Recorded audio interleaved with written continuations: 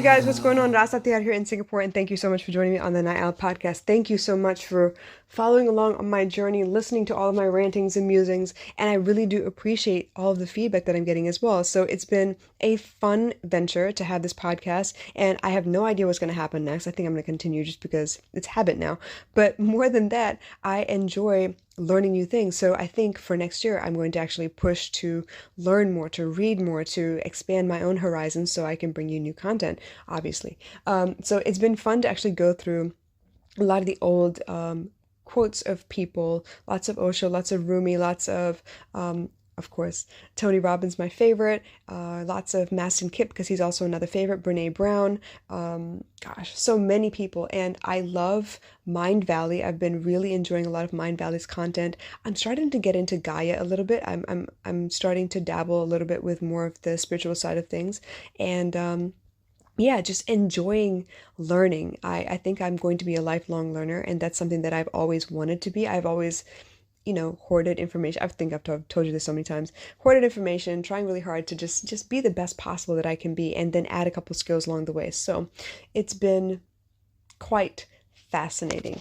But I came across a post recently, and I wanted to talk about that because I think that it was a wake-up call for me, and it was a different way of, describing a sensation, describing an idea, and it was very, very distinct. It was very clear. So I want to share it with you real quick. So it says, every time you say no to yourself, every time you play small, every time you're quiet about asking for what you want, you're subconsciously making the decision that you don't get to have the life that you want. And that was a gut punch. For me to decide for myself that I don't get to have the life that I want, that means there are so many other thoughts that are swirling in my head. Let's think about this. Anytime that I've played small, it's because I've been afraid. But what have I been afraid of? I've been afraid of what would happen if I took over the energy in the room, right? If I decided to go all out and do what I wanted to do, I open myself up for ridicule because it probably is not going to be the way everyone else is doing it. And that's probably a good thing now that I think about it. But in those instances where I was too scared to stand up for myself, like stand up straight, to really dress the way I want to dress, it was because I was afraid of what people would say.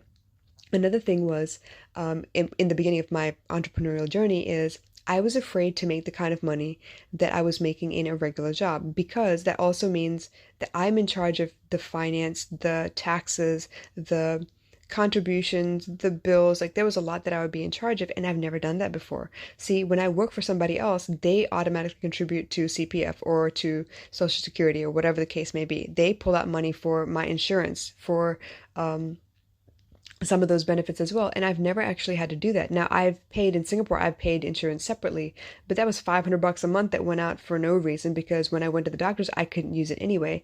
And there was so much mumbo jumbo that I didn't understand what it was that I was actually covered for. But apparently I had to be covered, because in the event of death and dismemberment, I wouldn't be covered. Anyway, I love that they scare all of us with all this shit. So here's the thing. Whenever I played small, it was because I was either afraid of being ridiculed or criticized or judged, or I was afraid of my own success, because now what do? I don't have the information that I need to be able to manage the money that I should, because another corporation has always done that for me. So now let's break down the next part of this. Every time you are quiet about asking for what you want.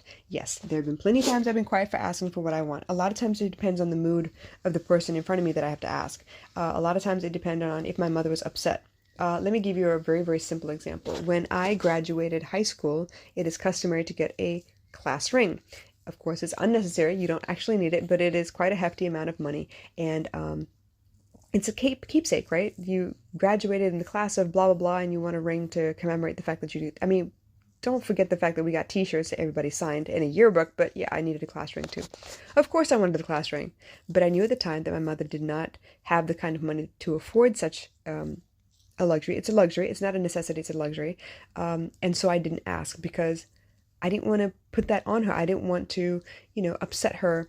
I didn't want her to have an extra bill to worry about, because I knew as the eldest child, I knew we were struggling a little bit. So that's part of the reason that whenever I had a chance in the summers, I would go get my own job, and I would have my own money to be able to pay for things that were necessary, right? I contributed to the household. I took my responsibility off of my mother's shoulders for anything that I might need, and I was able to buy my own stuff. Not to mention the fact that if I have my own money, she can't tell me what to do, right? Anyway, so that was something that I did not ask for, because the person in front of me, I felt had enough on their plate and I did not want to add that burden. Now, I remember being bitter because my brother asked for it and he got what he wanted. And that goes to show you that if you don't ask, you don't get. So that's one example. That's one time that I haven't opened my mouth to ask for what I wanted. Another time would be that the person that I had to ask was upset already, and I needed something that would seem trivial to them, but it was important to me. So this comes back to human needs, love languages, right? I am a physical person. I like to be hugged, okay? By people I love, not by random strangers, don't come up and touch me. But I'm saying by the people I love and the people that I enjoy spending time with, I like being affectionate. I like knowing that you enjoy my company. So an arm on my shoulder or a hug, arm around my shoulders, a hug every now and again, a kiss on the cheek or, a high five or whatever. I don't care. I like physical touch. I like being complimented. I like being people, not saying, oh, you look great today. Not like that, but hey, thank you for doing this. Hey, I really appreciate you doing that. Oh my gosh, I can't believe you did this. This has made my day. I enjoyed your company. Thank you for having dinner with us. Are you going to eat with us? Little things like that that show me that I matter in your world. So I've had several relationships, two. But even in those two relationships, there were many times where I couldn't ask for what I wanted because that person was already mad at me. Or that person was in a mood, I could tell. Like their body language, their energy when they hit the door as soon as they came home from work, they were off and I did not want to ask for that stuff, but I needed it desperately. So I did without. And I learned that doing without is not the end of the world. I won't die if I don't have it, but it did add. It's like the episode that I talked about, the death by 1,000 cuts, right? The little things add up and over time they become big things. That's where the big problems came from. I felt like I wasn't loved. I felt like I wasn't appreciated. I felt like I barely existed in my own house.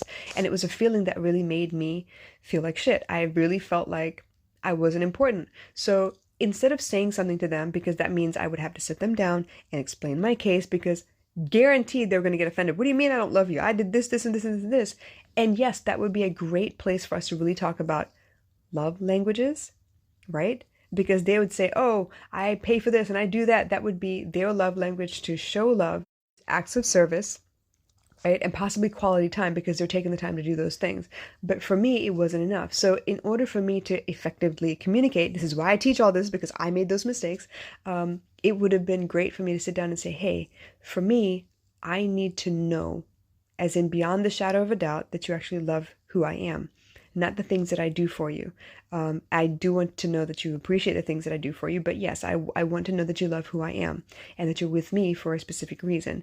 And hopefully it's not because I can help you pay the bills, right? So these are the things that I wanted to know, but I was not in a position, nor did I have the intellectual capacity at the time to understand that that's what I wanted. And so I did not ask for what I wanted. And even to this day, sometimes when I ask my clients to make sure that they pay in a timely manner, I don't want to be the asshole that chases you for money because that's a really terrible feeling and I don't like it when it happens to me. But the fact is, there are people who will not pay you. They have no intention of paying you, but they want the help. And I would rather you tell me that you can't pay me so I can make an arrangement to see maybe you can join one of my pro bono classes because I do offer a lot of content and help for free. But at least I know that there is no expectation that you're going to pay me. So if you say, yeah, I'm going to pay you, I got the money, I can do it, and then you have me issue an invoice and then you don't follow up, and then you ghost and you disappear and I can't contact you, then I'm like, okay, well, what the hell? Like, what do I do now? So managing expectations is something that I also teach because it's very, very important. So then I don't feel like I'm chasing you because it's bad energy. You should never chase money, right? But if it's owed to me, it's owed to me. I'm not about to let you go either. So a lot of things that I have not asked for that I'm learning slowly, even to this day, but are very, very important. What's the last bit on this quote? It says, you are subconsciously making the decision that you don't get to have the life that you want. That part really hurts. If I myself am in my way, and these are the things that I'm doing that would be in my way, then it's up to me to rectify the situation. So today was not to, yell at you or give you a lecture or anything, but it's more to let you know that, yeah, this is another aspect of how you don't get what you want. You don't get what you don't ask for, right? And if you don't know and you ask, then you have the potential to know a little bit better or have another strategy that might help you, and you can get to your destination from maybe a different angle. So these are the things that I enjoy finding in all of my saved items or finding on the internet because it's another way of explaining something that becomes a lot more clear in your mind, and suddenly you're like, oh my God, I'm in my way. Oh my God, this has like a rippling repercussion for the rest of my life. If I don't ask, I don't get.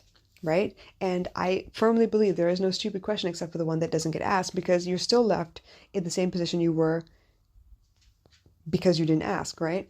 And you never know. If you don't ask, you never know if there is a possibility of getting a little bit closer. Maybe you don't get all the way to your goal, but you get a little bit closer. So these are things that I try really hard to wrap my head around, and these are the things that, often take up space in my brain, but for good reason, because that also means that this is part of the reason why I'm not a millionaire. This is part of the reason why I'm not surrounded by people who love me all the time.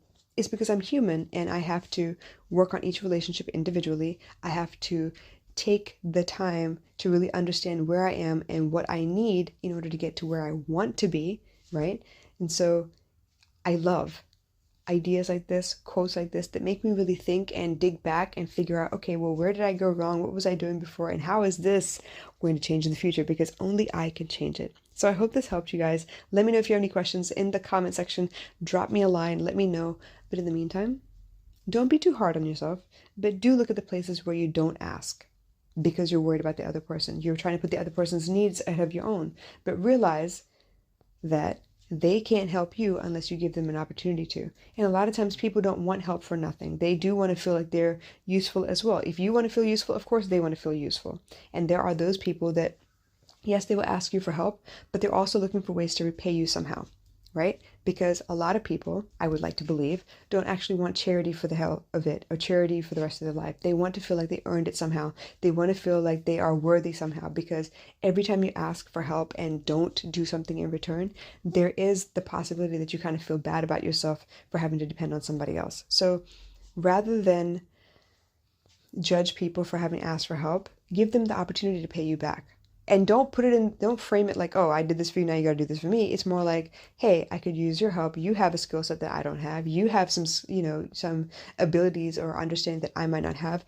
Let's exchange, brain power. Let's exchange energy. Let's exchange this help for that help. So then it becomes an even exchange of energy and both people benefit. So anyway, I will catch you guys later. I hope this helped.